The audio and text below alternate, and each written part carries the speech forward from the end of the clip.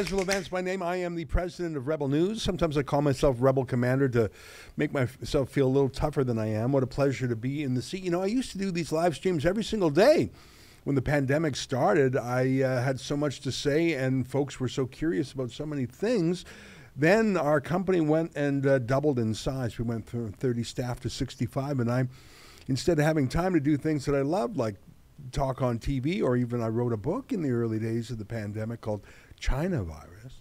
Well, my life became taken over by administrative matters and meetings, and I thought to myself, hang on, what am I doing? I can always make time for a quick live stream, maybe not 90 minutes as I sometimes went during the day, but I can do half an hour, in addition to my nighttime show, which I still do every day at 8 p.m. Eastern, 6 Mountain. And I had a couple things on my mind today. I heard Andrew and Mocha talk about the trucker convoy, which I think was the most important democratic moment of the pandemic. It got rid of Erin O'Toole, the fake conservative leader federally.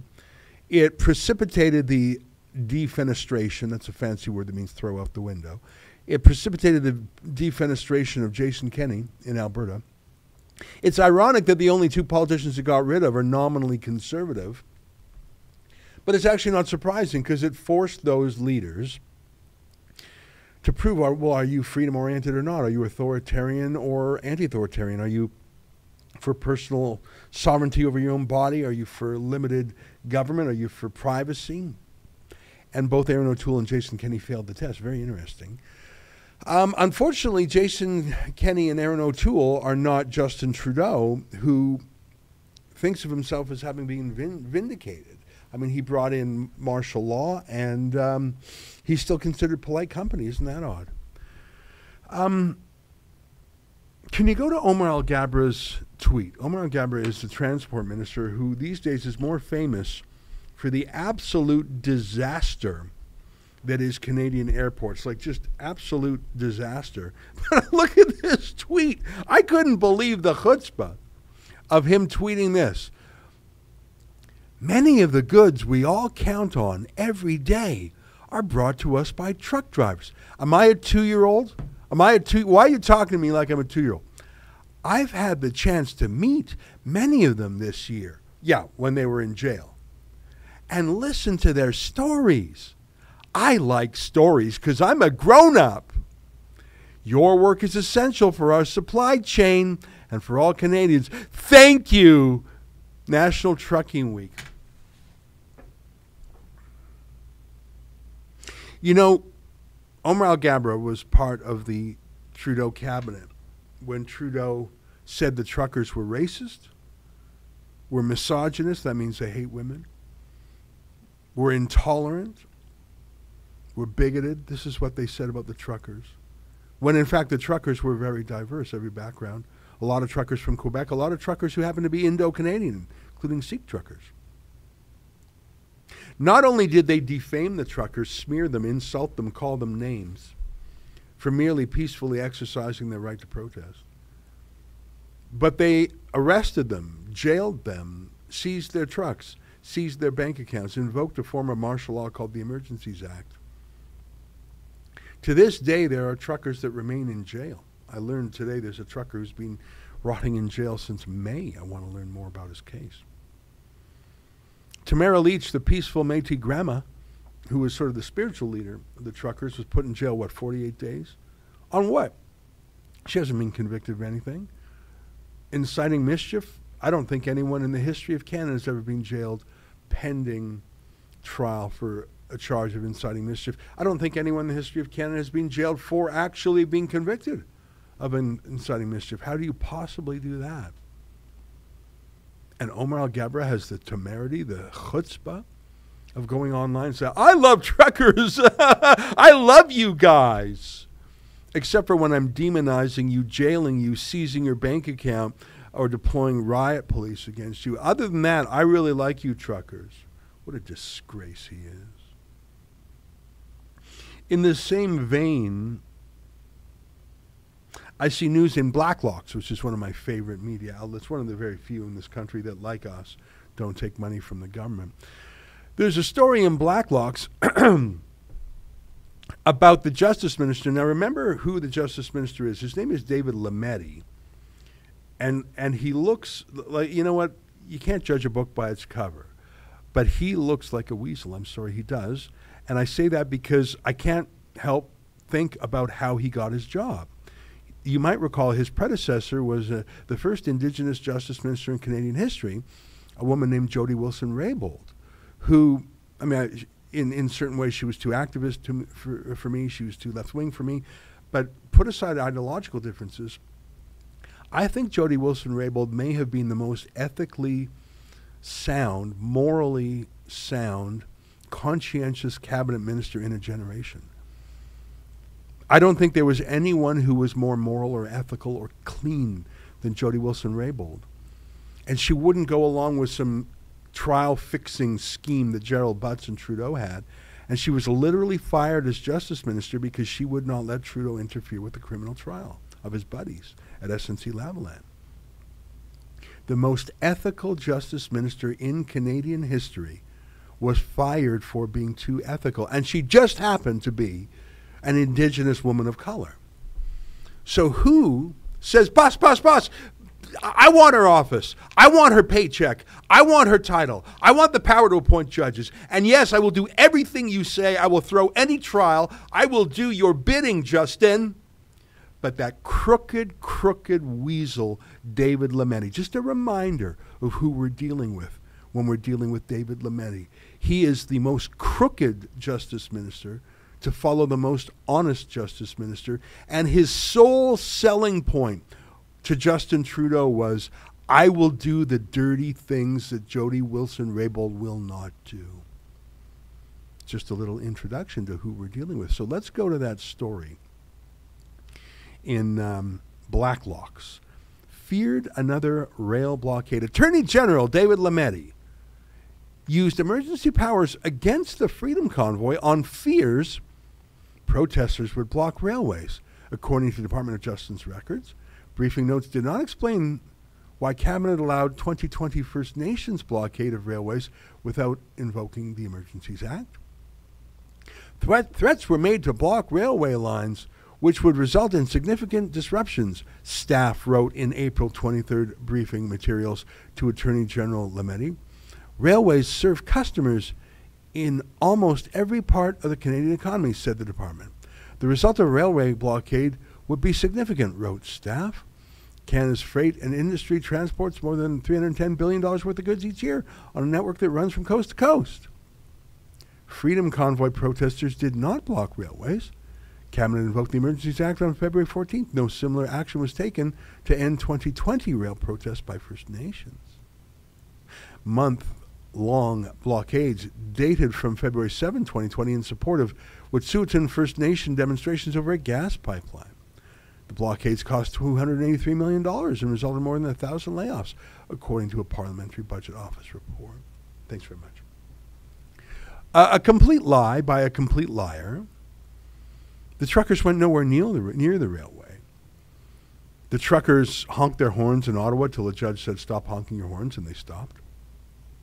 Truckers blocked the bridge between Windsor and Detroit for, a day and a half, and then they moved when they were told to. They didn't block for a month like Trudeau's allies did. And why do you need the Emergencies Act anyways? The one excuse that sounded almost legit was we need the Emergencies Act to get tow trucks. Now that's laughable when you actually say it, but the criminal code, in fact, allows police to commandeer any vehicle, including a tow truck. It's a lie. So what a pack of lies. They're warming up. They're getting ready with their pack of lies to talk, because here comes the judicial inquiry into the truckers' convoy. You hear Mocha mention that. Mocha has a documentary coming out. The timing of our documentary release was to coincide with the beginning of this commission. The judge says he has emergency surgery, so the commission is being delayed a bit. But you can already see their attempt to revise history, and that lying weasel, David Lametti, wants to be part of it. Speaking of lying weasels, let's go to Alberta again. I want to tell you what's going on in Alberta. So Jason Kenney was one of the two political leaders in this country who lost their job because of their mishandling of the lockdown. Aaron O'Toole, the coward, I don't know if you even remember who he is. He used to be the leader of the federal Conservatives, except for he wasn't a leader, and he wasn't conservative. And even though his title was Her Majesty's Loyal Opposition, he did not oppose the lockdowns. That's salt without its saltiness. What is the point of salt if it's not salty? Like, what are you? What is the point of a conservative opposition leader who is not conservative, does not oppose, and doesn't lead? You are nothing, nothing, nothing, a nullity, empty. An empty cab pulled up and Aaron O'Toole got out. So he was the first casualty of the truckers when the Conservative Party would no longer abide his liberal light. Good riddance to him. Jason Kenney was the next. And it was not just the truckers, but it was his general war on anyone who opposed lockdowns, especially Christian pastors. Just like Trudeau threw truckers in jail for 30, 40, 50 days. Well, Jason Kenney actually did that first, and he did it to pastors. I wonder if Justin Trudeau thought, I can jail truckers for a month or two, because Jason Kenney, the so-called conservative hero, jailed pastors for a month or two. So if the Premier of Alberta can jail Christian pastors for a month, surely the Prime Minister of Canada can jail truckers for a month. Jason Kenney actually set the standard for Justin Trudeau. How gross is that? But it backfired in Jason Kenney because the most freedom-oriented province, whose motto is literally taken from our anthem, strong and free. The motto of Alberta is strong and free, in Latin, fortis et liber. So his own party was sick of him, and they had a vote to get rid of him. And he got 51%, you might recall, in a party leadership contest, which was so close to failing, he realized the end was near, and he announced he would resign, but he's still what they call a lame duck premier. So he's announced his resignation as soon as the party elects a new leader. He'll be a caretaker premier until that time, or as they sometimes say, a lame duck, as in he has no authority anymore, other than he's just sitting in the chair. He's certainly partying like it's 1999 in his final months. International junkets while he's on the taxpayer's dime, just getting those frequent flyer points in before he has to use his own money, for the five-star hotels, announcing spending and making all sorts of announcements for which he has no moral authority. It's sort of gross, actually, for the former head of the Taxpayers Federation to conduct themselves that way. But he just can't cork it. The guy who was disgracefully tossed aside as a disgrace, rather, by his own party, he can't keep a tongue in his mouth. And so he's criticizing one of the potential successors to him. They're having a leadership contest, Danielle Smith, the former Wild Rose leader, the former journalist.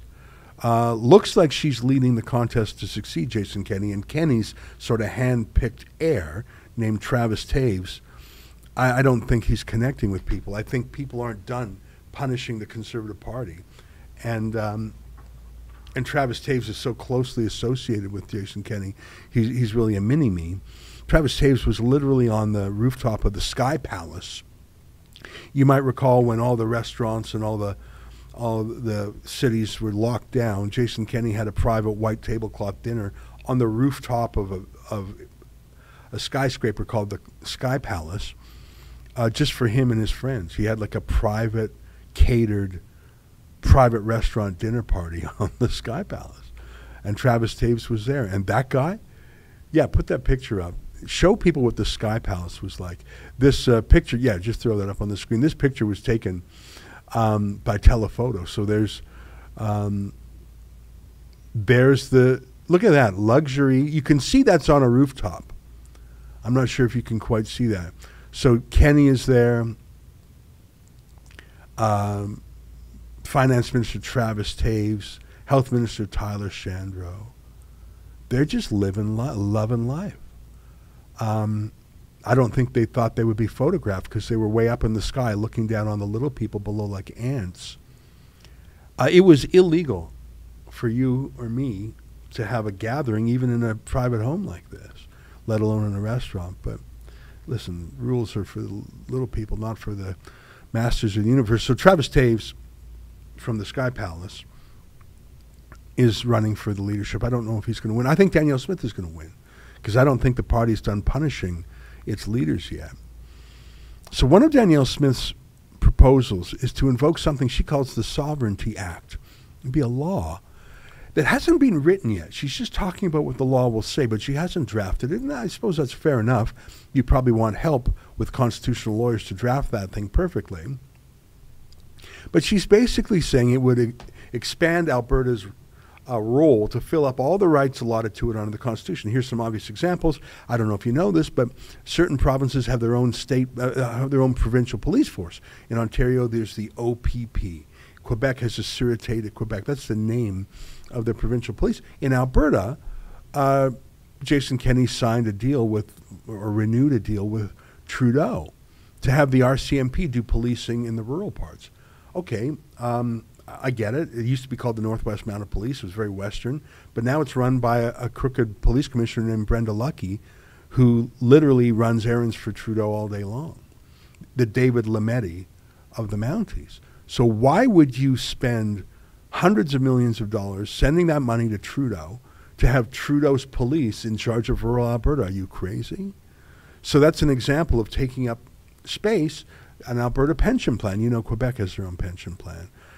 Immigration, you know, Quebec has their own. So basically, all the same deal that Quebec has in Canada, get that deal for Alberta. That's the idea behind the Sovereignty Act. And here's another example. You know, for many years, before it was decriminalized or legalized, you know, a lot of police just would not charge someone for possession of marijuana. I don't know if you know that. You probably heard of it or saw it.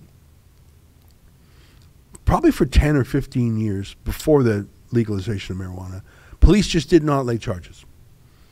If you had a marijuana joint on you, they maybe took it and threw it in the gutter, but they would not charge you. They would lay the odd charge, but only if it was just, if they were charging you for 5 other things, they would throw that on top.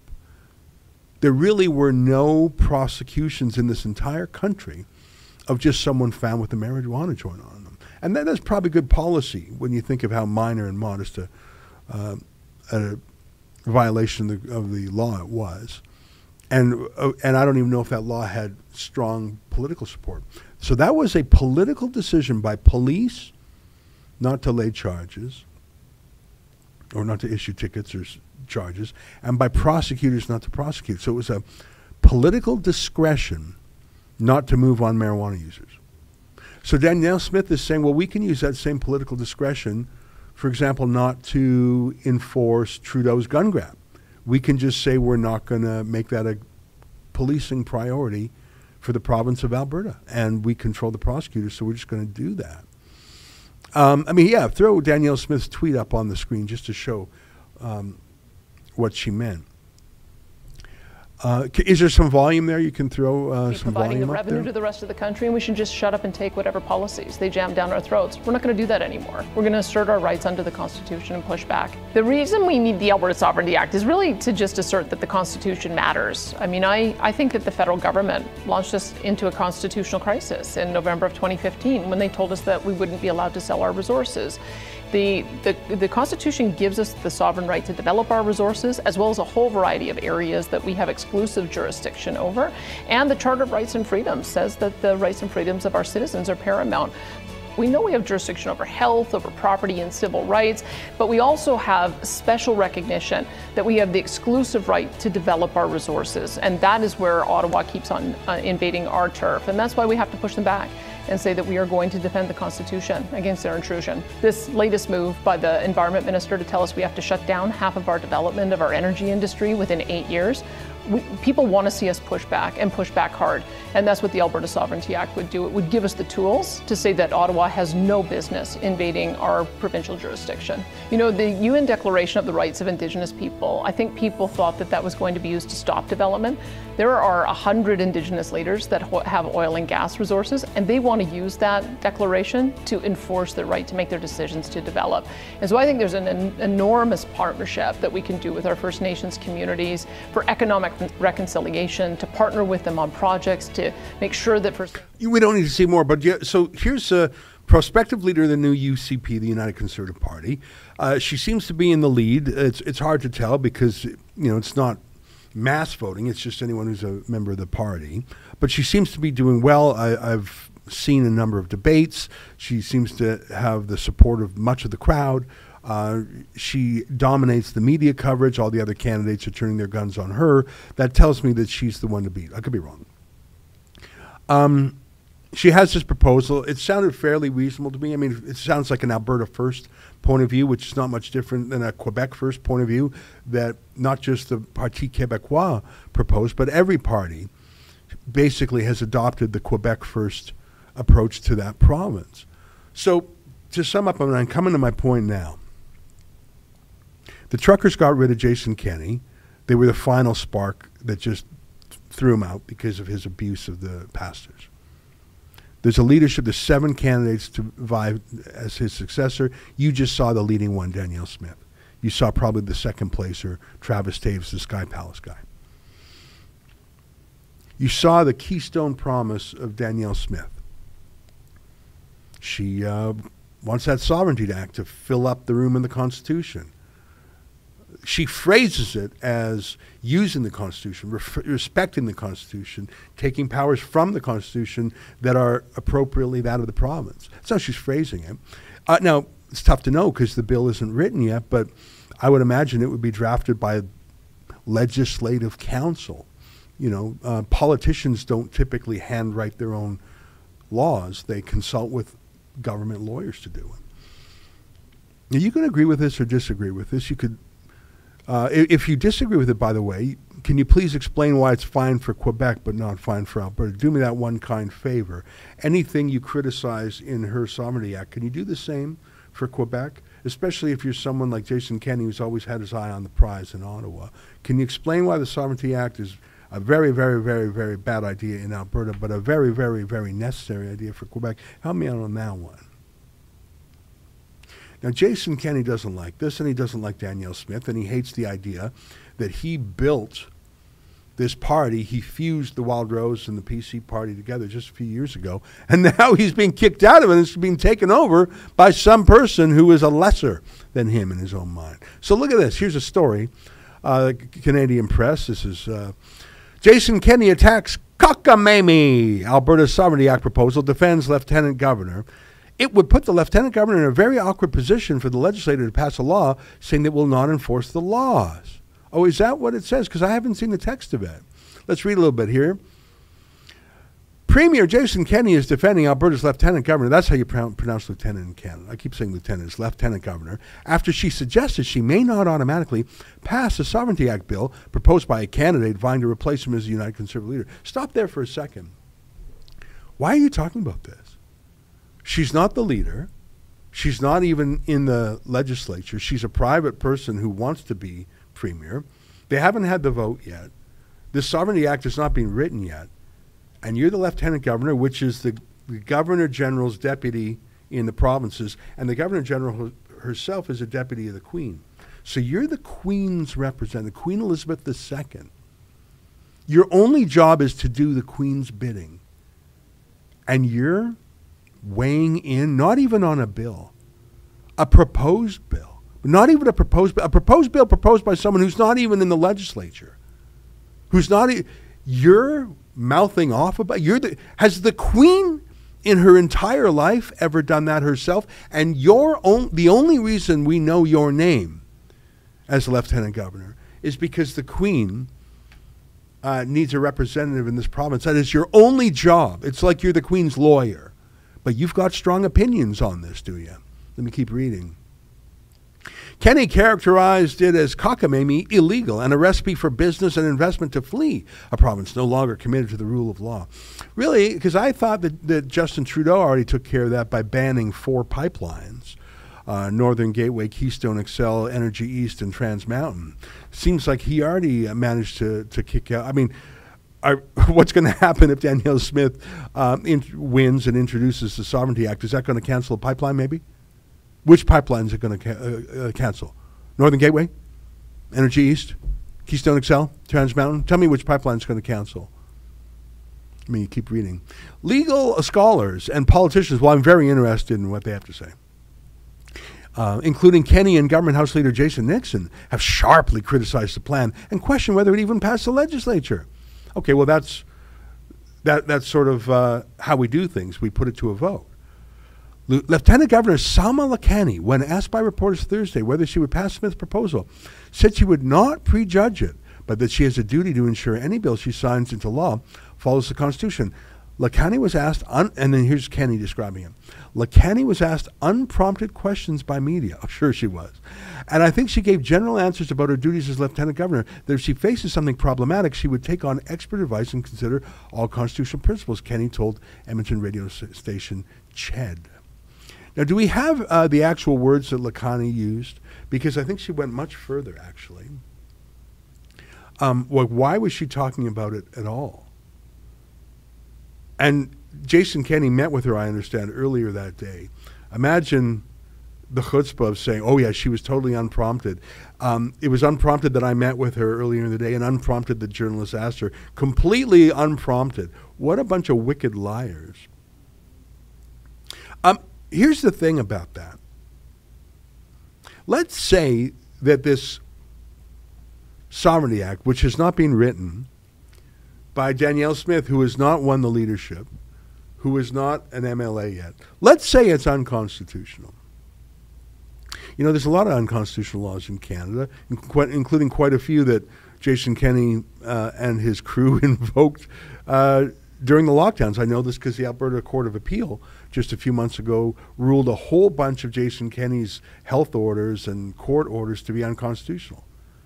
So what do we do when the government, like Jason Kenney's government, Travis Tave's government, what do we do when they do unconstitutional things? Well, you go to court, and the Alberta Court of Appeal struck down the Alberta government's approach, 3-0, by the way, it was unanimous, as unconstitutional. So the first thing you do is you have a vote in the legislature. If it doesn't pass, the whole question's moot. The second thing is, if it's unconstitutional, you go to court and say, Judge, I think it's unconstitutional because it violates this section of the Constitution. And then the government of Alberta sends its best lawyers, and whoever's challenging it sends their best lawyers, and they duke it out in an open court with experts, with rules of procedure, and a neutral third party, typically the Supreme Court of Canada, with 9 judges, weighs in on the matter, and hopefully they're wise when they do it. And I know this is how it happens because it's happened to Alberta before. In the 1930s, Bill Aberhart was a conservative populist radical premier who was so frustrated with Ottawa's approach to the Great Depression. Oh, you know what? I think we have some Salma Lakhani's actual comments. Let's put those up. Proposed Sovereignty Act will be scrutinized before giving royal assent, says Alberta Lieutenant Governor. And there she is there. She's a major Liberal donor, I forgot to mention to you, which is how she got the job. Alberta Lieutenant Governor Salma Lakhani says her office would independently evaluate whether a proposed Alberta Sovereignty Act was constitutional before signing it into law. Her remarks come blah, blah, blah. Lakhani said Thursday her constitutional role is the most important part of her job. This is where we keep checks and balances, she told reporters at an unrelated event outside the Alberta Legislature. I'm what I would call a constitutional fire extinguisher. We don't have to use it a lot, but sometimes we do have to use it. Really? Thanks very much. So, she's the constitutional fire extinguisher. Now, she's not a lawyer. She's not a judge. She's not a senior judge. She's not 9 senior judges. And she has taken it upon herself to be a fire extinguisher, implying that this bill is some act of constitutional arson and that Danielle Smith, a partisan politician, is an arsonist. Don't worry, I'm here to put out any fires that she starts. But I'm not going to meddle. Well, you already did, sister. So, as I was saying, when Bill Aberhart introduced a raft of laws in the 1930s, because Alberta was under tremendous strain because of the Great Depression, and because of the Eastern banks and Eastern policies, and because of the global economy. So they had reached for desperate remedies, and one of them was they invented a kind of funny money, it was called social credit. And it was like coupons and stickers, and you'd collect them all, and it would be like a kind of money. It would be a kind of legal currency. It was called social credit because that's where the credit came from. It was their attempt to figure out monetary policy, and it was their attempt to understand, well, why don't we just start spending money again? Why are we so poor?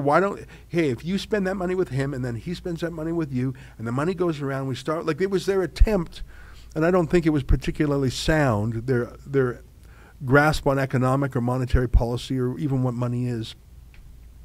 And it was a bit of a failure.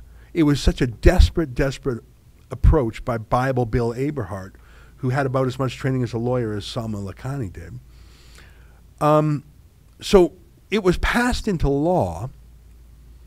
I'm trying to remember what the name of the law was. Yeah, show Bible Bill. There he is, and he campaigned on this idea called social credit. And, his critics called it, you can see detractors called it funny money. Social credit treats the cause of our present difficulty.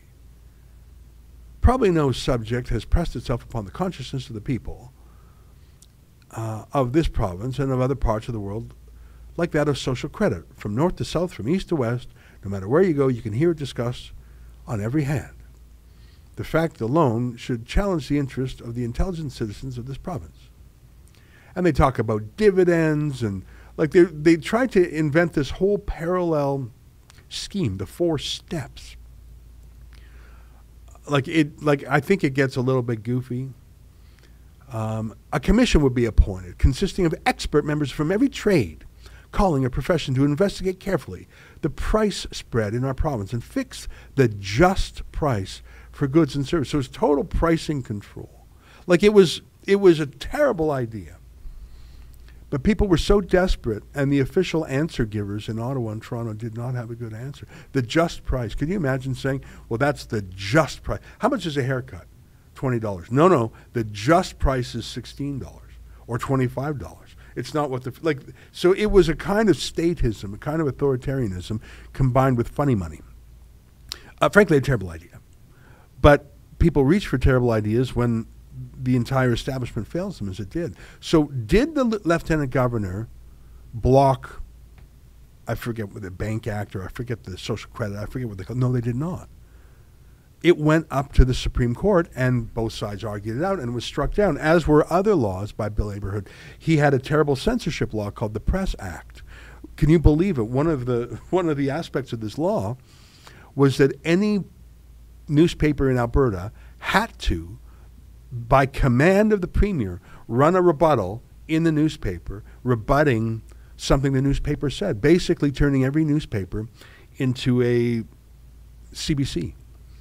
And the Edmonton Journal took that all the way to the court. Edmonton Journal won a special Pulitzer Prize for fighting against the Press Act. What is my point? We have unconstitutional laws in Canada every day.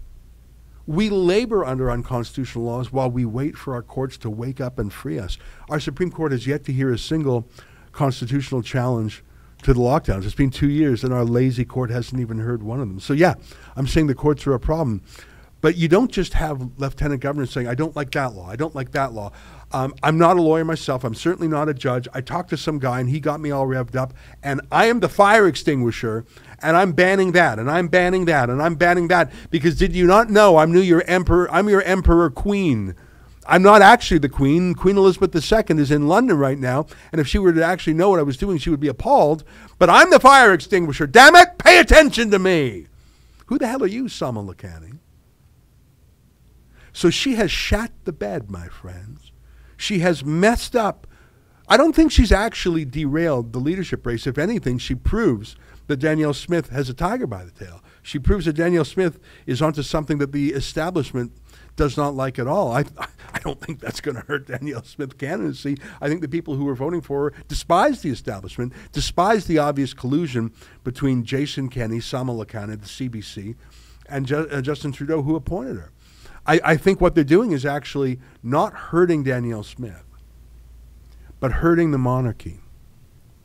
And what a shame that it was a hand-picked appointee by Justin Trudeau. Justin Trudeau appointed Salma Lakhani, a major donor to Trudeau. And look at her repay the favor. by attacking a politician. Have you ever in your entire life seen Queen Elizabeth attack any politician, including those who needed an attack? Did you ever hear her weigh in on a bill or a law? Did you ever hear her say, I'm ready with a fire extinguisher to put out the fire that fire starter is going to cause? Have you ever heard the Queen say such a thing? Of course you haven't. If she ever would do such a thing, she would cease to be the Queen. She would become just a partisan, loser, hack, lowly nobody. Her job is to be above the fray, not in the fray. We made a little video on Thursday or Friday about this. Let me show it to you. It's by our Celine Galas, one of our reporters in Calgary. Here, take a look at this.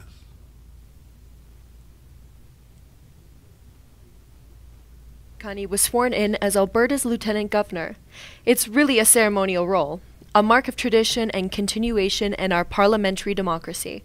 I, Salma Lakhani, do swear that I will be faithful and bear true allegiance to Her Majesty, Queen Elizabeth II, Queen of Canada, her heirs and successors. So help me God. It's not a partisan job, it's in fact completely the opposite. She is the representative of the Queen. And like the Queen, she is to remain aloof and above partisan politics.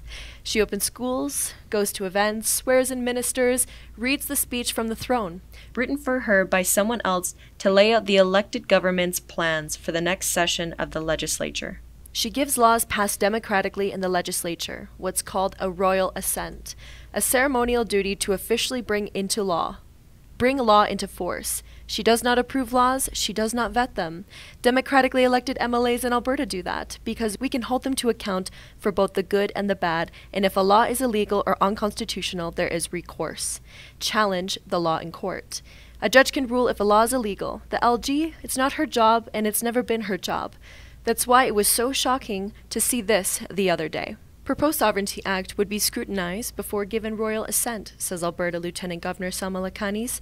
Comments come as UCP leadership contender proposes contentious legislature. Okay, let's stop right here. Let me tell you what the Sovereignty Act is. It's a law proposed by Danielle Smith, the front-runner. Anyway, she goes on there. That's a report by Celine Galas. We have a petition. SalmaMustResign.com. She must resign. How many people have signed that petition? 5,445. I think we need more than that. Why must she resign? Should she resign because she opposes Danielle Smith? Well, she should resign because she's political at all. Oppose Danielle Smith, promote Danielle Smith, oppose Jason Kenney, propose or oppose any law. It's not that she's a diehard Trudeau liberal. It's that she's expressing any view at all. She's meddling in the legislature. She's turning her office into a partisan thing. She's disgraced the office and herself. She can never be trusted again. How could you ever trust her again now that she's shown what she's made of? This is a constitutional crisis not created by the Sovereignty Act, which hasn't even been written yet, let alone introduced or passed. This is a constitutional crisis by the lame duck Premier Jason Kenney taking a parting shot at his likely successor, and Justin Trudeau's hand-picked lieutenant governor. They are destroying the province of Alberta's institutions. If they don't get to run them, well, damn it, no one will. Go to SalmaMustResign.com. I think you should sign that if you care about the separation between the Queen and our politics. All right, my friends, it's great to chat with you today. It's 12:40. I'm going to get out of this chair and turn it over to my colleagues. I'll see you tomorrow. Until then, enjoy, my friends. I think Sheila and David are in the chair today. And let me leave you with a trailer for our upcoming documentary called Trucker Rebellion, Convoy to Ottawa. And right after that, Sheila and David are going to take over.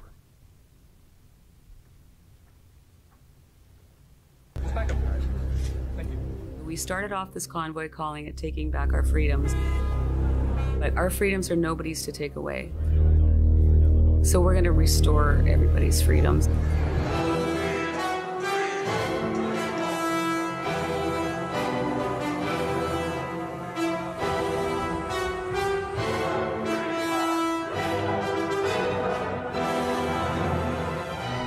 Lots of people came here wanting to only do a day, and the word with all the truckers is they're now staying for many days, you know, like a lot of people now are planning on days and days in Ottawa, so. We are here to end the mandat. I am not leaving till we get what we want. We're not going to give up. I'm on lunch. I could be on lunch a long, long time.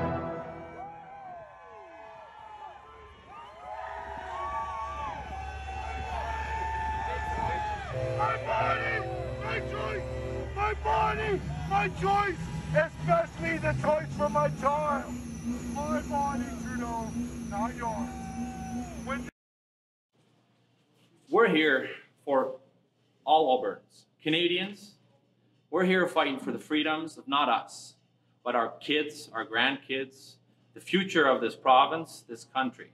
We are prepared to put everything on the line. The small fringe minority of people who are on their way to Ottawa or who are holding unacceptable views. I've also received reports in the last hour of people allied with the protesters assaulting RCMP officers. No, that was an assault between the two civilians, between a protester and a civilian. So Jason Kenney's statement was not true at the press release. I can tell you what I just told you, sir. They have just blocked the border here in Coutts, Alberta to Sweetgrass, Montana.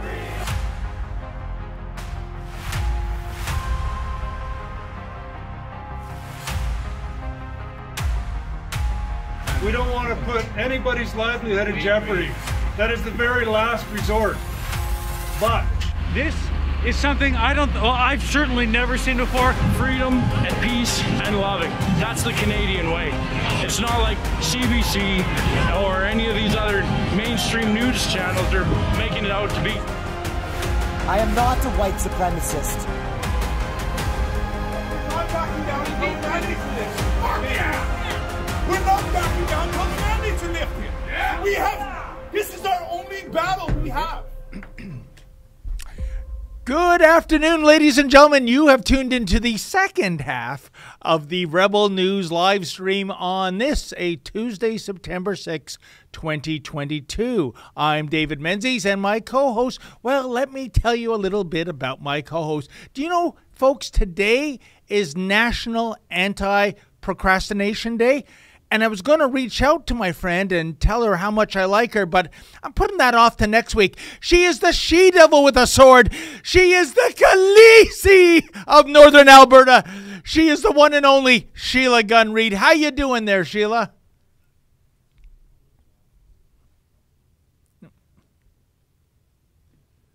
I had muted myself because I was on the line watching Ezra's show before we got on, and I didn't want my comments to invade his stream there. But I'm doing great. Speaking of procrastination, who's got time to procrastinate? Olivia, can you tell us how long we're going today? I know we only have like 15 minutes left in the show normally. I'm not sure, but Sheila, in the Cosmic Fluke department, and when it comes to procrastination, I'm not going to say what the assignment is. I don't want to give the spoiler out, but I was to go to a specific Toronto District School Board school today to do streeters after school. And I was just talking to our ace cameraman Maurizio, and I was just checking where the school is, the proper address. Sheila, I am not making this up. No Toronto District School Boards are open today because the teachers are taking a PA day. A PA, I think that means procrastination advance. They've had the whole summer off, 2.5 months. And today, the first day of school, school's canceled because they need a PA day. Sheila, I swear, I'm not making this up. I can't believe it. My kids went back to school last week, which doesn't make any sense because they started in the middle of the week, like Wednesday. And then they go to school for like 2 or 3 days because the first day is a complete and total write-off. And then it's the long weekend, and then you have them back. Why not start them after the long weekend? Like, what are you doing? it's astonishing. So we have to delay the assignment till tomorrow because nobody's at school. It's just wow. Talk about procrastination on anti-procrastination day. Yeah, fight procrastination day. There's also like a great egg toss day. Seems like a waste of eggs. Telephone Tuesday. Do people actually use like phones anymore? Oh, I have a landline. We don't. I don't even have the wires into my house. But the only person who calls me is Ezra. That's it. Everybody else is just, they send a text message, they know. But the only person who actually like picks up the phone and calls is Ezra Levant. We're afraid of you, Sheila. I know. We should get into the news of the day, though, because out here on the prairies, we had a little bit of a different weekend experience, long weekend experience than the rest of you. By the way, while the rest of you are still calling it Labor Day, I don't know. I like to say to honor the worker, but the unions have sort of co-opted it as their special day. Even though they have May Day, in Alberta, it's called Alberta Day, and it celebrates Alberta culture, heritage, all those good things about us. But so one of the last good things Jason Kenney did on his way out the door was to snatch Labor Day away from the unions, who already have their Marxist May Day thingamajigger.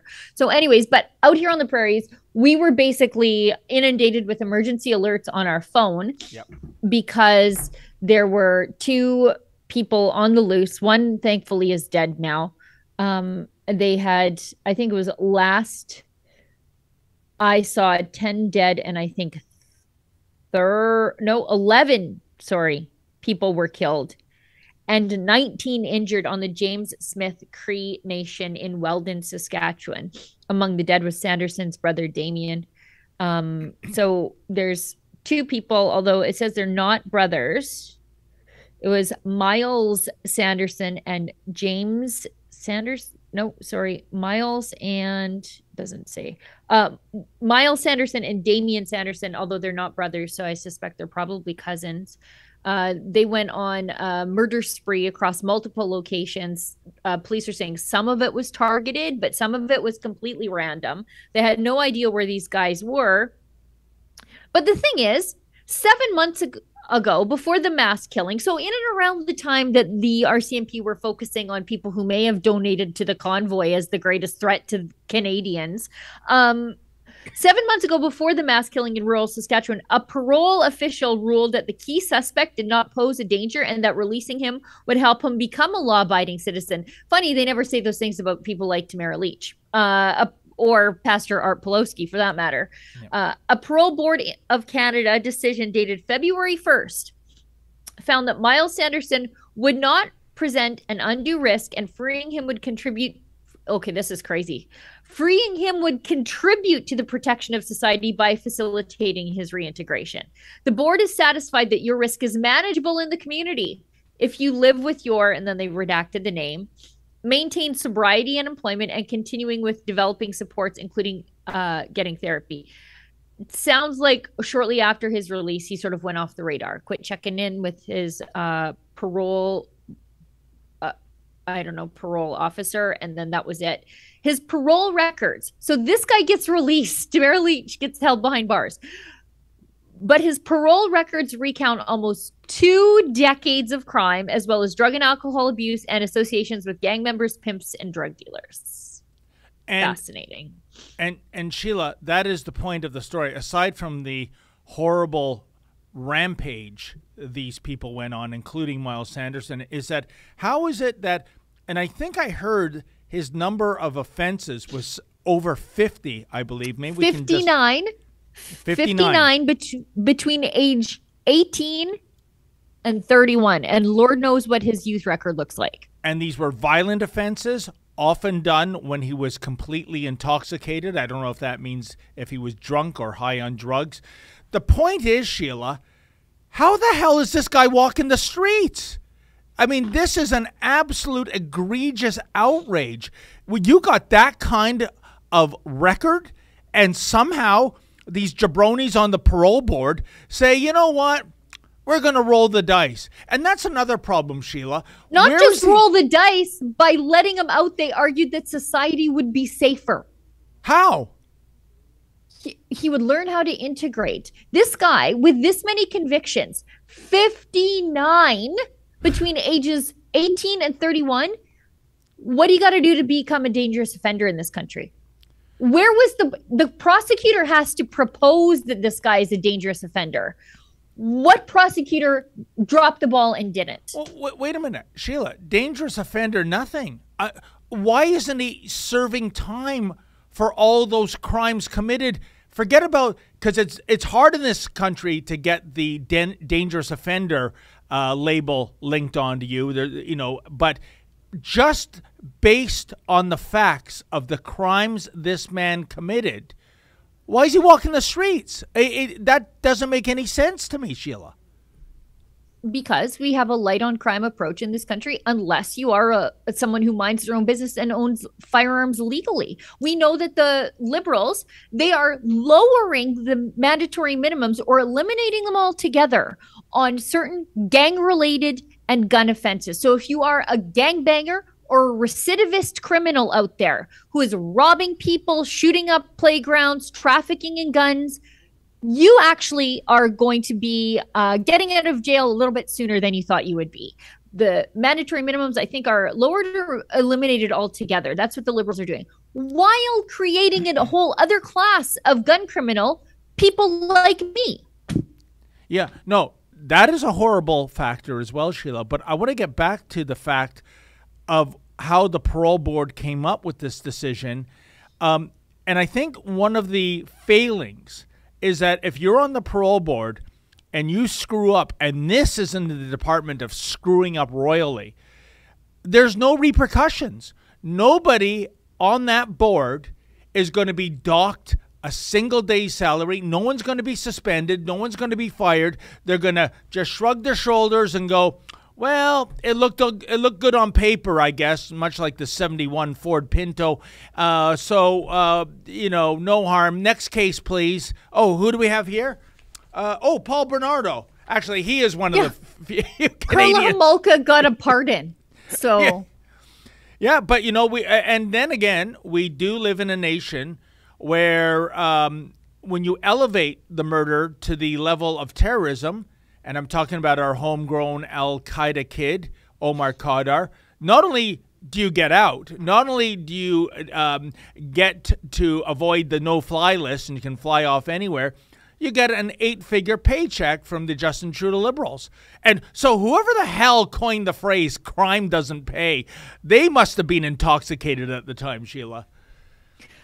You know, let me just continue to read from this Global News article because it is astounding, his latest convictions. Again, why didn't a prosecutor apply for dangerous offender status? This guy was an obvious problem waiting for a place to happen. He was already terrorizing everybody around him. It was only a matter of time. But you know what? That's the thing about all these school shootings and stuff. And people who go on these like killing sprees. Nobody ever says he was a nice guy who just snapped and I never saw any of it coming. Everybody always says, total weirdo, total maniac. It was only a matter of time before he went on this killing spree, school shooting, whatever. It's always that. So why aren't they acting to do something about these people beforehand? And I'm not saying convict people of pre-crimes, but earlier intervention when you see somebody with a clear history of violence like this with criminal 59 convictions. charges. Maybe. Look at this. His most recent convictions were for assault with a weapon, assaulting a police officer, uttering threats, mischief, and robbery. All from, I think, one incident, by the way, according to parole records. So what evidence was before the parole board. In June 2017. Okay, so this is only 5 years out. So he's granted parole after less than 5 years. You know what? It's got to be sooner than that because let's say it takes 18 months to get to trial from June 2017. So let's say it's 2019. And for all of this, he's granted parole in 2021, early 2021. So what did he spend? 2.5 years in jail for this? After a history of violence? According to parole records obtained by Global News, in July 2017, Sanderson showed up at an ex-girlfriend's house, acted in a threatening manner, made comments about a gang, and damaged property. while the children hid in the bathtub. He punched a hole in the bathroom door before going outside and throwing a cement block through the side window of a car. He fled before the police arrived, and then days later, so he was on a rampage then when he did this. Days later, during an argument with an employee at a First Nations band store, Sanderson tried to fight the victim, then threatened to murder him and burn down his parents' house. Again, police could not find him. In 2017, he threatened an accomplice, hitting him in the head with a firearm and stomping on his head. Then he made the accomplice rob a fast food restaurant with a firearm. Parole boards indicate. Why wasn't this guy charged with kidnapping also? You know, wait, Sheila, there's more. David, wait, there's more. Of course. Then the following April, while drinking at a home, he stabbed 2 men with a fork. Then he went outside and beat a victim who lost consciousness in a ditch. Sanderson returned to the home and kicked in the door. He was finally arrested. So I bet he only served 2 years for all of this. He was finally arrested in June 2018 after telling police they would have to shoot him. So he obviously does not fear his own death here. Yeah. As he was being put in the police car, he kicked an officer in the face and head repeatedly. His prison sentence for this rampage totaled 4 years, 4 months, and 19 days, along with 12 months of probation.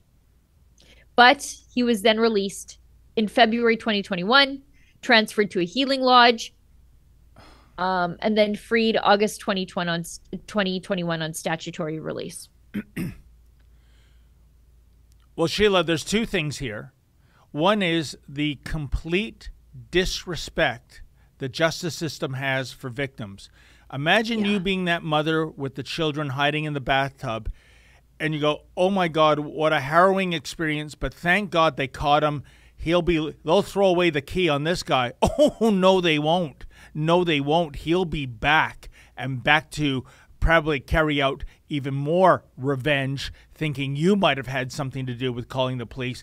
That's the one thing, again, the complete, utter disrespect of victims that get re-victimized. And the second thing, when you mentioned the healing lodge, let's not forget, this is an example of a race-based justice system we have in Canada. I'm not throwing all healing lodge cases out the window. I think there's a difference, though, Sheila, if you're caught shoplifting, if you're caught stealing a car, versus, oh, I don't know, attempted murder, torture, stabbing people. I mean, that is, I'm sorry, I think that's beyond the bailiwick of a healing lodge. That, to me, screams maximum penitentiary. And this guy should never have been out. And like I said at the beginning, forget about calling him a dangerous offender. All those things you described, Sheila, that surely adds up to decades worth of incarceration. But no, it's 2 years here, 4 years here, you're out in good behavior, reduced sentence. What an absolute sham this is. Not only that, these horrible offenders know what a cozy ride those healing lodges are. Remember when Tory Stafford's killer, Terry Lynn McClintock, white lady, she made an application to try to get transferred to a healing lodge. Do you remember the story of Tory Stafford? I mean, I can't even talk about it as a mother. It's horrible. Just horrific. She's the one she is the Karla Homolka in this. I think these two, by the way, would have been serial killers had they not been caught on the first go round, because they had the makings of a predatory relationship. The woman gets the child and the man does horrible things to the child and then kills her with a rock. And buries her under a rock pile in my mom's hometown, by the way. But wow. She tried to get transferred to a healing lodge. Yeah. Just because she knows it's an easy ride. It's much easier than Gen Pop when you're a child killer. So there's that too. But as a rural person, constantly getting these alerts to my phone when the police are, half an hour away. Justin Trudeau had some advice for me earlier in the year. And I know that Olivia has that clip thrown up. So I'm a half an hour from cops. There are people on a murderous rampage, and all across the prairies, we're getting this message saying, we don't know where these guys are. Take extra precautions, lock your doors, be aware. But Justin Trudeau says that I can't defend myself. So maybe Olivia can roll that clip. And we have a culture where the difference is guns can be used for hunting or for sport shooting in Canada, and there's lots of gun owners, and they're mostly law-respecting and law-abiding. But you can't use a gun for self-protection in Canada. That's not a right that you have in the Constitution or anywhere else. If you try and buy a gun and say it's for self-protection, no, you don't get that. You get it for hunting. You can get it for sport shooting. You can take it to the range, no problem, as long as you go through our rigorous background checks. But there's a difference around the culture. And one of the things that we're seeing with the debate in the States is you get more and more of the American style, right to carry, self-defense arguments filtering up through the usual more right-wing communications channel. Sheila, when he says, no, you don't get that right, meaning to have he a gun. He gets it. Yes, exactly. He has that right times 6 with his security detail, all of whom are armed. And sometimes when he doesn't like questions, he weaponizes his security detail, not necessarily with their guns, but with their fists, as you saw what happened to me last December. What a bloody hypocrite. Think of Justin Trudeau if he didn't have that privilege, if he didn't have that wealth, if he didn't have that title, he was just Joe Blow Justin, and he was living in a dangerous area. Would he be so, I don't even know what the word is, tone deaf, I guess, to say you don't need a gun for protection when the gangbangers are shooting up his house? What a disgrace this man is. Practically speaking, what that means is when I'm home alone with my 2 daughters because my husband is away at work and I've got my headphones in because I'm preserving vegetables because I'm just over those tomato plants. But anyway, if a murderer comes into my yard, I have no means by which to defend myself quickly. I have to engage in hand-to-hand combat, according to Justin Trudeau, with the murderer. Now, he hasn't ruled out the fact that I could potentially put a broadhead into this guy's gut, but it's a lot easier and more effective to shoot someone trying to kill you, especially when you're my size. And these are guys who have served hard time in prison. But self-defense is only for fancy people who can offload it onto their security guards. I cannot take those same means by which to preserve my own life as he does. Yeah, and it's a right-wing thing. I love that too. Yeah. Again, not dying at the hands of a murderer it's a right-wing thing. Thanks, Justin. Again, demonizing half the country, probably more than half when you look at the percentage of the votes, even though I know our system doesn't work that way when it comes to forming government. But you know something, Sheila? You mark my words. If you got out your gun and you killed someone like this I'd be in jail. Still at large, you'd be made an example of. Even if this was a mother defending her own young children in a home invasion, and I'm sorry, when you are in your home, and some liberals, I've met one that say, well, you could have run out the back door. No. When you're home, you are literally home free. There's nowhere else to run. And when the bad guys are kicking the doors down, your only resort is to respond with lethal force, as far as I'm concerned, Sheila. If that happened, forget about any kind of castle doctrine rules. You would be made an example of. They would throw the book at you, whereas the guy doing the violence is already out on parole after having 59 previous charges. This is insane. Oh, it's even worse. It's even worse than that. Although Jason Kenney, again, I'm saying a lot of nice things about him today, but he has done a few good things that I don't disagree with. So back in 2018, some suspected thieves came onto Ed Maurice's property near Okotoks, south of Calgary. It's the dead of winter. It's February 25th. Maurice fired a warning shot. I think he was at home alone with his toddler baby, by the way, and he was out in the yard farming. And Maurice fires a warning shot at these guys, which is probably more than I would do. But anyway, fires a warning shot, low caliber rifle, by the way, a 22.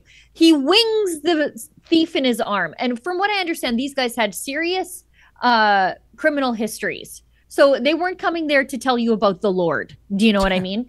They were there to do some harm to this man and his infant child or toddler child. So he wings the guy. Guess who gets charged? Oh, I know. Ed Maurice gets charged. Yeah. It gets better. So their protests happen outside the courthouse because this ignited rural people. Like, I'm just supposed to assume the benevolence of my thieves that come here. I have to assume they're just here for my TV and not my life. Thanks. Sure. No. You know what? I'll go to court if that's what it takes. And a lot of people were saying that. So the poor thief requires surgery and a metal plate in his arm that causes pain and discomfort in his shoulders, head, neck, and back. He suffers, this poor man, from fatigue, insomnia, anxiety, and post-traumatic stress disorder. The thief suffers from post-traumatic stress disorder. Now, how do I know all these things about the thief and his emotional trauma?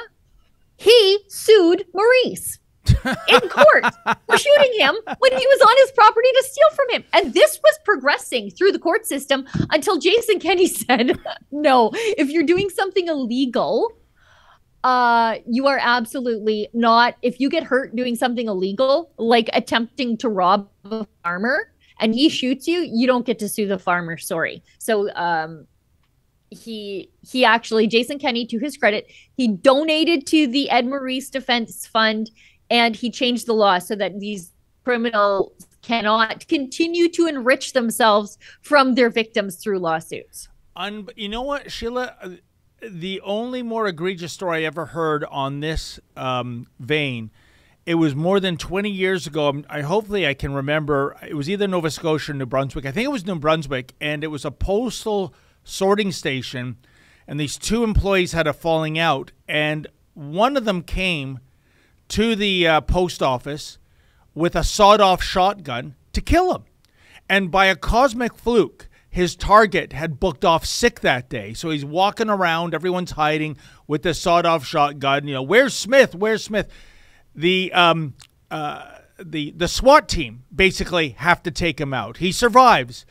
If you can imagine, in the aftermath, Canada Post, of course, fires this employee, and the Canadian Union of Postal Workers files a grievance. Why are you firing him without a so? And keep in mind, Sheila, his intended victim was also a union member. Imagine if that was you. It's like, wait a minute, I was the intended target. You're going to bat for the guy that wanted to kill me, and I'd be dead if I weren't sick that day. That's the only thing this story comes close to in terms of who's the offender and who's the victim. I should read just a little bit more of this because it's so outrageous. Then I know, Olivia, you need us to go to an ad break. So I'll finish this. We'll go to the ad break. So the suit against this poor farmer who winged him with a low caliber rifle, by the way, a gopher gun. That's what he got winged with. So I have zero sympathy for this guy to start with. But the suit alleges that Maurice was negligent for firing the gun without consideration for others in the area. Oh, so the criminal is worried about everybody's safety. And for failing to exhaust reasonable and less violent options. Wow. Including calling the police or shouting a warning at him.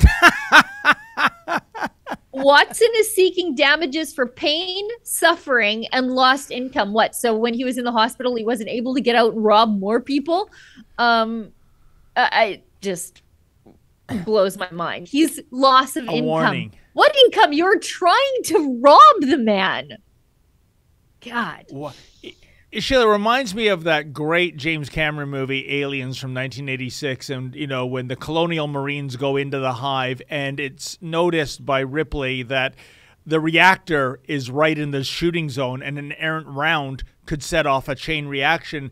And the commanding officer tells all the colonial Marines to holster their weapons. And one of the colonial Marines says, hey, Sarge, what are we supposed to use? Harsh language, right? Yeah. And that's what they're saying. Shoo.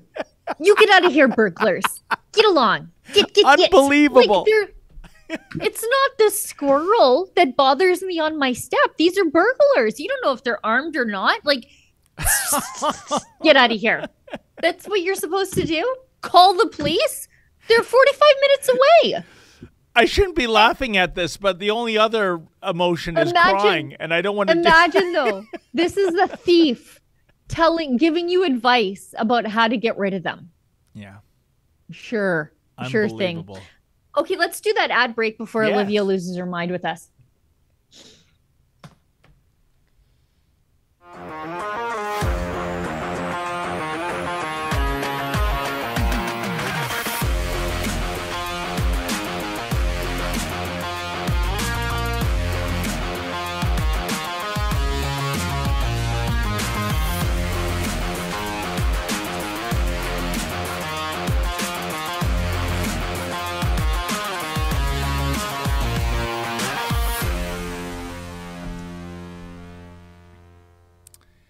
Beautiful merchandise for sure, Sheila. Well, I mean, I don't know if there's anything more to be said about this insanity that is happening with this Saskatchewan suspect. But Sheila, I'll give the last word to you. I really, I am so shocked that, the disconnect between what it's like to be a rural person and the city people who are making the rules for us. There are a lot of people who probably over the last 3 days would love to have been sitting on their front porch with a shotgun, willing to put the prairies out of their misery and terror. But thanks to Justin Trudeau, we cannot, or we will be the ones going to jail, or, in the case of Eddie Maurice getting sued by the criminal. Incredible. Well, continuing the theme of insanity, here's an item, Sheila. Canada's state broadcaster interviews the great. WEF's managing director, WEF, of course, meaning World Economic Forum, to attack Pierre Poilievre's comments calling out the elite gathering. Quote, Canadians shouldn't be really talking about the WEF.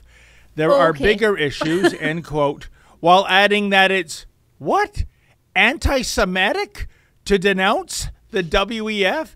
What? How do you connect those dots, Sheila? This is just like the criminal who said, you know what you should have done to get rid of me? Just shoot or call the cops and wait.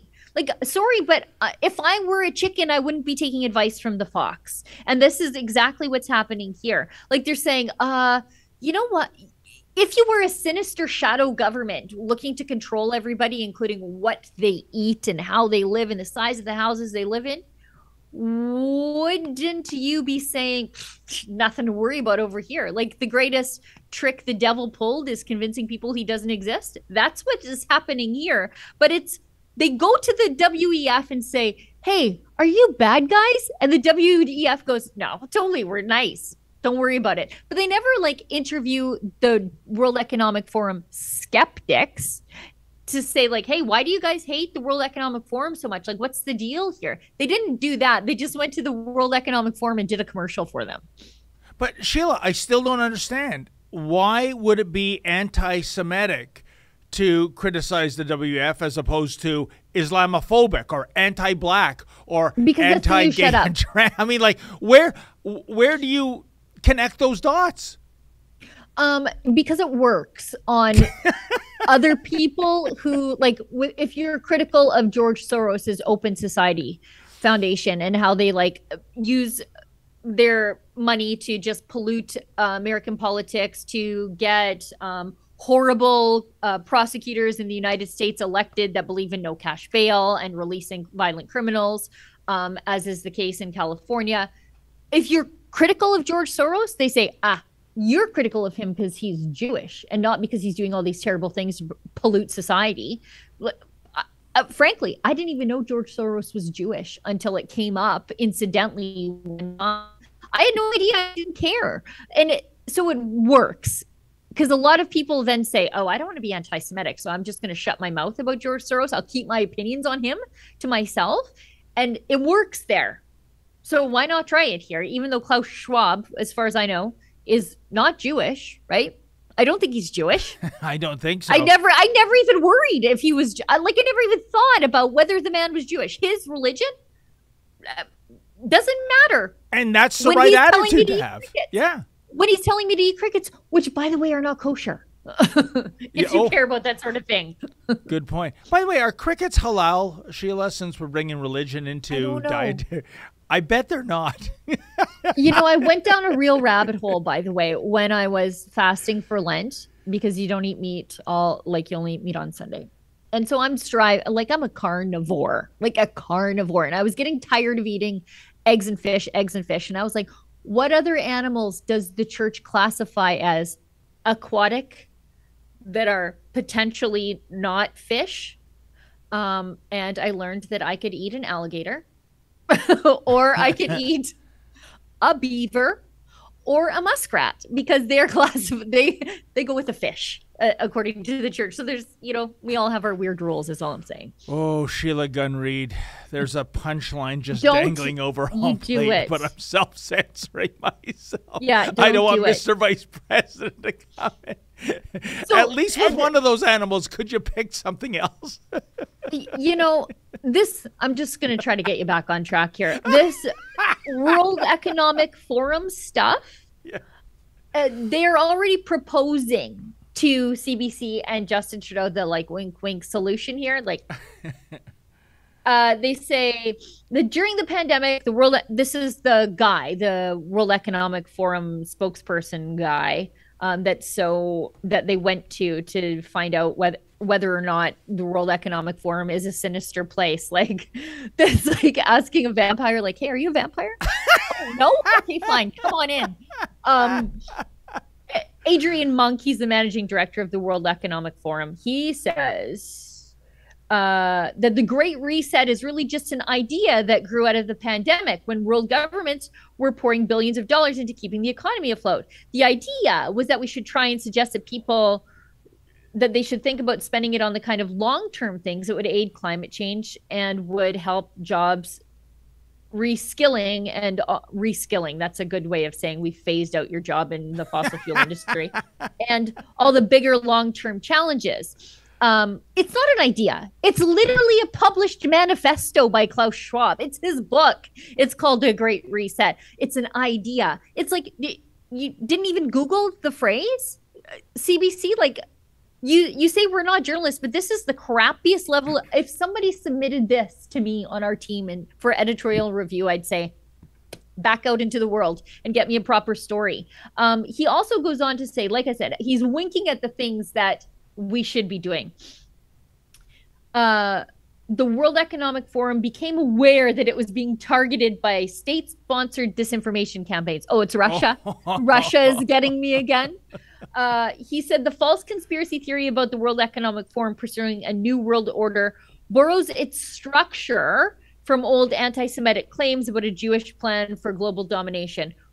Okay, so you're victims of anti-Semitism, even though you're not Jewish. When we say, hey, I'm pretty sure you're trying to control the world, and they're like, no, we're totally not. But we do want to tell you how to live your life, what to eat, and how big your house should be. He says, sadly, this is where he's proposing to Justin Trudeau, you know what you need to do here. Sadly, Canada is one of those places where there's a vulnerability to disinformation. It's an open society, and that particular strand of disinformation went into the mainstream. So he's telling Justin Trudeau, you got to censor these people. You are a little too open of a society, and people are a little too free to say the things that we don't like, as in, they're on to us. So he's telling Justin Trudeau, you got to censor these people. This is disinformation. Call it Russian. You guys love to do that down at the CBC. When truckers gather, that's a Russian operation. Call it Russian, see what you can get away with, and shut these people up. And also the subtext there, Sheila, is with all this misinformation, thank God the Justin Trudeau Liberals are coming up with bills that are going to censor the internet and are going to tell you what you can and cannot say, and will classify what is and what is not media. And by the way, I got to tell you, Sheila, this word, the Great Reset, talk about misinformation. There's nothing great about the reset, because if the Great Reset was about you and I and our viewers moving into a mansion and getting a chauffeur-driven limo and flying around the world in a private jet. Yeah, like Klaus Schwab and the other WEFers. Hey, where can I sign up for the Great Reset? But the Great Reset means we're going to turn a lot of you in the first world into the third world. You know, when they say, you know, Menzies, you pig, eating that steak and that hamburger, don't you realize there's 2 billion people on the planet that chow down on bugs? Yeah, because they have no choice. Unfortunately, they are born into poverty, and in order to not starve, they have to eat bugs. And yeah, we want you to give away your car for to fight climate change. No, I like my car. It's the freedom machine. It's part of our culture. And when Klaus Schwab starts walking from, you know, bistro to bistro without a chauffeur-driven limousine, maybe then I'll consider giving up my car. Actually, I just considered. The answer is still no, even if Klaus Schwab leads by example. But that's the thing, Sheila. They don't even have the decency to lead by example. It's one law for me, one law for thee. And you know what? I think some of this, like piling people on top of each other in cities in these like 600 square foot high-rise coffins that they want us all to live in, I think it's a long-term psyop on people. You know, the world is not overpopulated. The world does not have a problem sustaining all those people. Really, we don't. You know, you look how sparsely populated Canada is, but they want us all piled on top of us ourselves in cities. And so all of a sudden you begin to think, if you are in one of these cities where everyone is just condensed and then up, that there are too many people, and that maybe we should be eating bugs, and maybe, yeah, animal agriculture is too hard on the environment. If you lived in a city and that's all you knew, you would think that, because you just see people on top of each other just coming and going like ants in an ant farm. But once you get outside of the city, you realize, no, that's a war on my mind. There's lots of room for people to do things and be free. I think it's a long-term psyop to convince us we've got too much people on the face of the earth. And Sheila, just before we get to our feedback, you are really onto something important here. Right now, if you believe these elites, we have two crises happening at once. No. We have climate change and we have COVID. Now, here's the question. Which one's more important? Because when it comes to COVID, getting around, what would be the most hygienic and sanitized way of transportation? It would be you and your family members in one personal car, not being jammed like sardines into a subway car or a bus. You would also want a single family dwelling, I should think, with lots of room around you, other than what you just described, towers of condos, 750 square feet, people crammed in. So, yeah, this is what I say to the elitists out there, the WEFers out there, the Klaus Schwabs out there, the Greta Thunbergs out there. Which crisis is more important? Because the way you want us to live is completely contrarian to keeping COVID-19 at bay. And I'll wait for that answer for a long, long time, because right now, what am I hearing, Sheila? Yeah, you guessed it, crickets. Now, yep. Let's get to some of those chats if we can. Actually, let's go to a second ad break, and then let's go to the chats. Olivia, Gotcha. if I put you on the spot there. Okay. My mug? I know. It's pretty cool. So is this hoodie I got on, and you could have it on too if you check out our special website at rebelnewsstore.com. That's where you can see Freedom Focus hoodies that we have for you, beanies, cell phone cases, you name it, all while supporting our journalism, where we fight to bring you the other side of the story, as opposed to, you know, being forced by the Trudeau government to fund leftist media out of your taxes. The truth is, without you and your generosity, there is no Rebel News. So again, if you like the reports that we bring you and that we also fight for freedoms in Canada, please consider doing some shopping, picking up some swag at rebelnewsstore.com. We appreciate your support. There you go. I thought we were going to have more than one ad. You caught me unawares there, Sheila. But well, anyway. We didn't read the newspaper. I do believe we have some super chats. We do. So I will put on my glasses because I use them for work, not reading the newspaper and during ad breaks, David Menzies. We're getting old, Sheila. That's all I can say. Oh, I know. My prescription needs to be updated, but I can't bring myself to go to the eye doctor to hear them say that my eyes are getting worse. So I'll just continue to struggle. AMT 60, $1. Ezra, it's so nice to see you on the live streams, as I missed you. Fine. Did you vote for a leader in the Conservative Party leadership race? I don't think Ezra holds a membership, and I think he likes it that way. Yeah. And we would never tell you who. I think I know some editorial boards at other places tell you who they support. You never know who I support. You'll know who I don't, but you'll never know who I support. Anyways, AMT 60 says, I did. JT lies about everything and is a communist dictator. I can't stand him. Beswanso 753 gives us $10. Well, that's generous. Thank you for all you do. I wish we could get some independent news on TV so the naysayers could see the truth. Do people even watch terrestrial TV anymore? That's a great question, Sheila. I know they keep downsizing both terrestrial television and radio.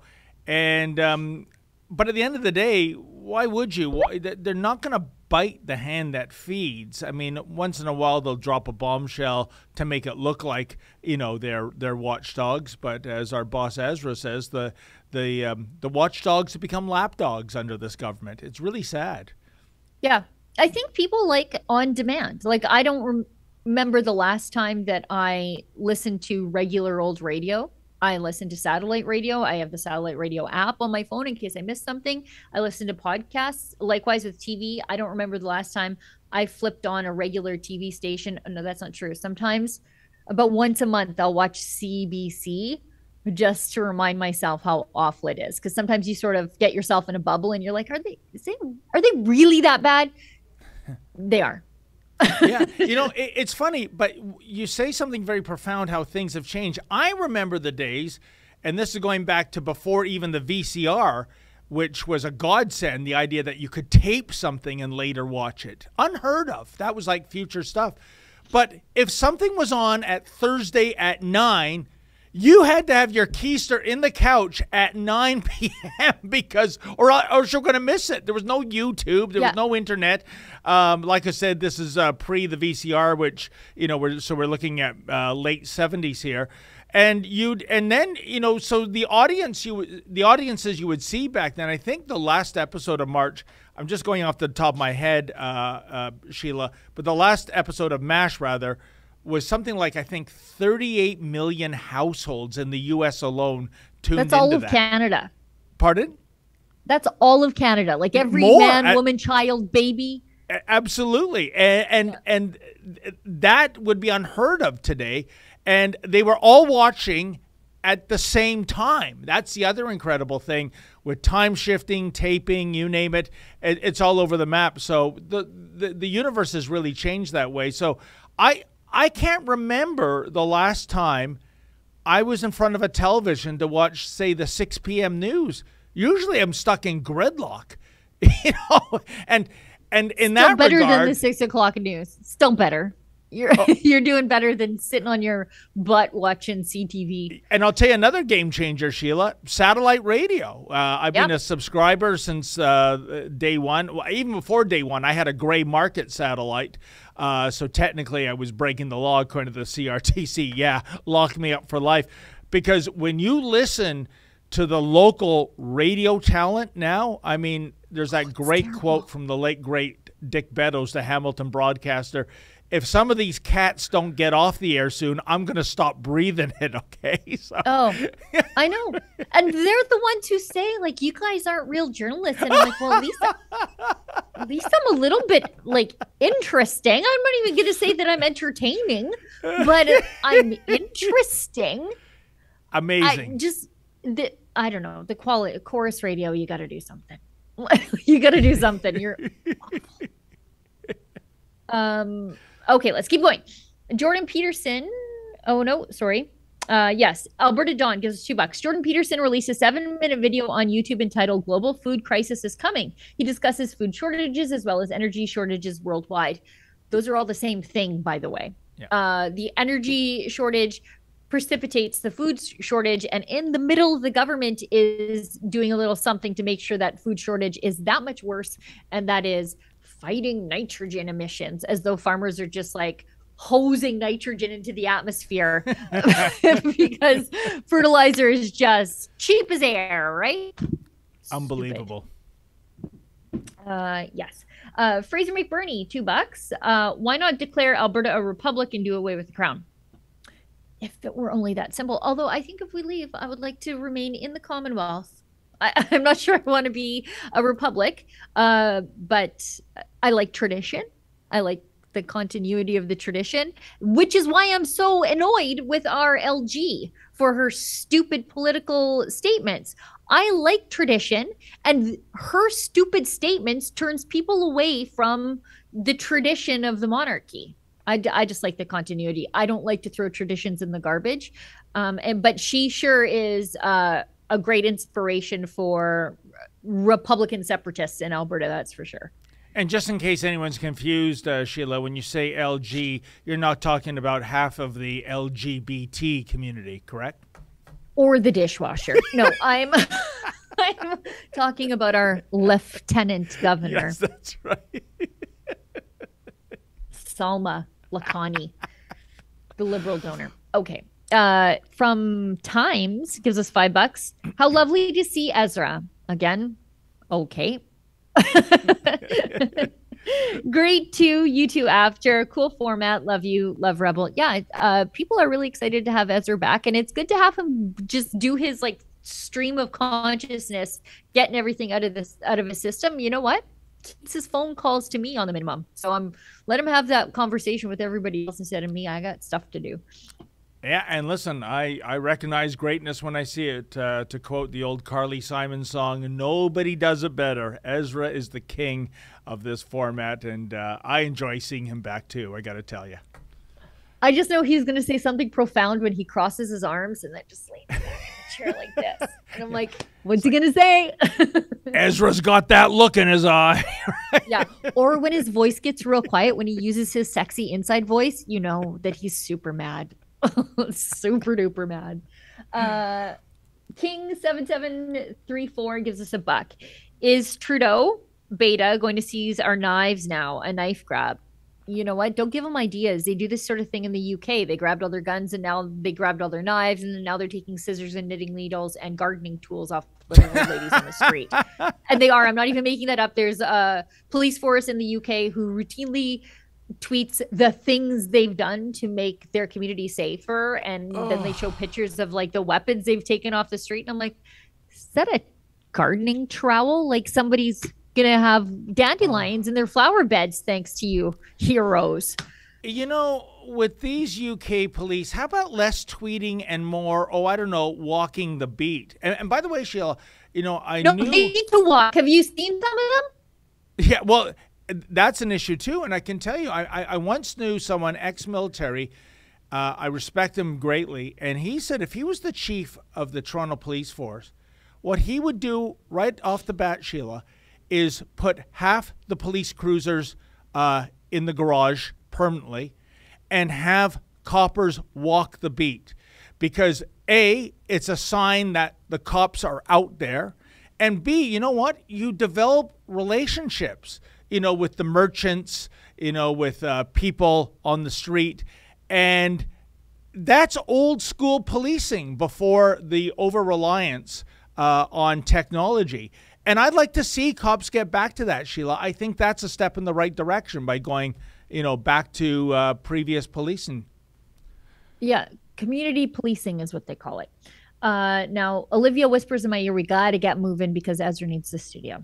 And he's the boss. Adam Ottawa gives us $1 and says the Fed's hiring of Maroof, that's their anti-Semitic, anti-racism guy, is akin to hiring felons to teach women self-defense. It's also akin to Justin Trudeau talking about feminism after he's like Dr. Groper. So yeah, and Minister Pablo Rodriguez says he is not going to talk about that real anti-Semite getting government money. Just not going to talk about it. Discussion's over.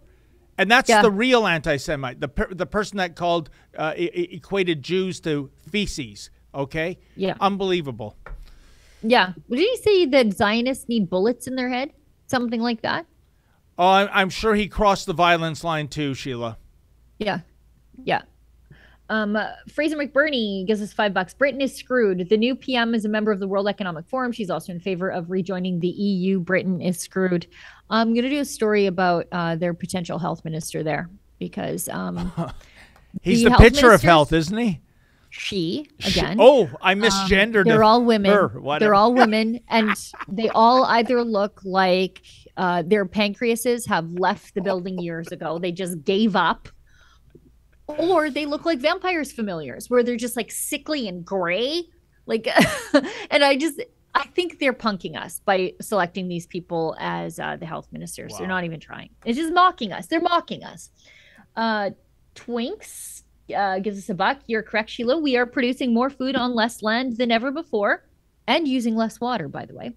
Government mismanagement is bad optics. That's why people are starving today. Planet also looks after itself. Through natural disaster. Yeah, no, I mean, I'm not sure if I believe that the earth corrects itself. I don't have a religious view of the earth, but I do have a strong belief in the ingenuity of mankind and science to be able to turn non-arable land into productive land. And it's been happening since time immemorial. Mm-hmm. Jessica Hyde gives us $1. Older people like my mom still watch legacy media like the CBC. She can't conceive that the CBC would lie about anything. There's a lot of old people who just don't change their channel. And it behooves the younger generation to teach them how to use their remote controls so that they can get off the CBC. They can find curling on TSN. They do not need to watch the CBC for curling. Twinks gives us $1. Many still watch regular TV, listen to regular radio. I don't think it's many. I really don't. I think the ratings say that it's not all that many. This is why the Liberals have such a stronghold right now through their paid media. Get on Forum News to help spread your message. It's less biased. Is that the very small satellite channel that I think Tony Clement is on it? I want to say. I tried watching it. Yes, he landed on his feet, I guess. So that's good. Well, feet I'll take. It's the private parts that I don't want to see. I don't want to address it. I just said, he just landed on his feet at Forum. So anyway, I think even Danielle Smith might have had a show on there for a little bit after she left Chorus, because Chorus is awful. And they told her to shut up about lockdowns, and she said no. But I think that's the end of the show. I think we're all caught up on chats. Are we not, Olivia? Okay, we are indeed, Sheila. Well, ladies and gentlemen, thank you so much for tuning in. Thank you